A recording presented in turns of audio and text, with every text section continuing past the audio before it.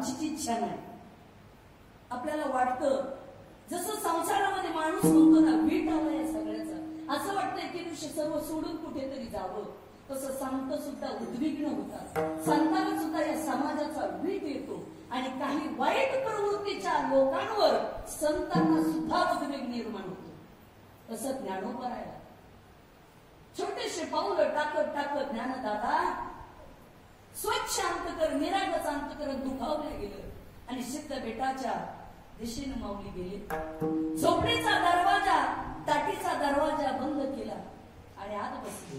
असं वाटलं माऊलीला की नकोच त्या जगाचं तोंड पाहायला. आता किती लोकांचे आघात सहन करायचे, किती लोकांची बोलणी सहन करायची. बसल्या आणि बसल्याच्या नंतर निवृत्तीनाथ गेले. म्हणतात माऊली ताटी उघडा.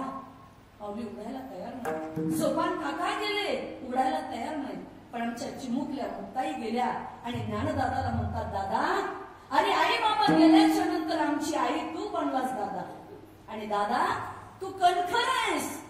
अरे जगाचा स्वभाव आहे त्रास देणं, पण संतांचा स्वभाव आहे सहन करणं. दादा अरे ताटी उघड. छोट्याशा चिमुकल्या मुक्ताबाईनं जेव्हा ज्ञानदादाला उपदेश केला